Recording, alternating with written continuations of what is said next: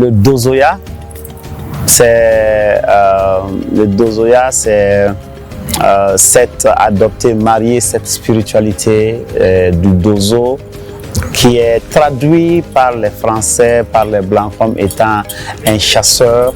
Mais le dozo, il n'est pas que chasseur. Et le chasseur, dans la définition de chasseur dans un dictionnaire européen, n'est pas la conception de chasseur chez nous. Le chasseur chez les Européens, c'est celui qui chasse. C'est un prédateur. Il chasse les proies et puis c'est bon. Le dozo ne va chasser que pour nourrir. Après, les gibiers sont libres. Le dozo, on a l'habitude de le dire et il faut pas avoir peur ni honte de le dire. Le dozo est le premier agent sécuritaire de notre nation. Quand je dis notre nation, c'est la nuit des temps.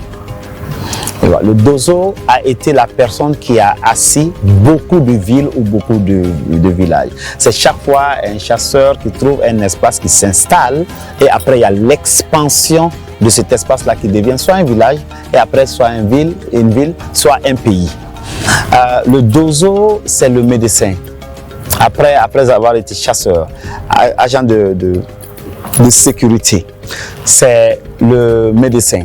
Le dozo, c'est lui qui rentrait en brousse, qui regardait les animaux, qui regardait les plantes, qui observait beaucoup, qui les étudiait. Il disait telle plante combinée avec telle plante soigne telle maladie, ou telle plante combinée avec telle plante peut tuer, parce que les deux vont ensemble. Il ne faut pas avoir honte de le dire. Le dozo, c'est ce qu'on appelle aujourd'hui aussi nos agents d'eau et forêt. D'eau et forêt, mais je vais dire plus forêt parce que l'eau, chez nous, on va dire le bozo et non le dozo. Donc, le dozo, c'est celui qui est le garant de la faune et de la flore et qui fait l'intermédiaire entre la brousse et le village ou la ville. Le dozo, c'est celui qui fait tout pour que sa communauté puisse dormir en paix.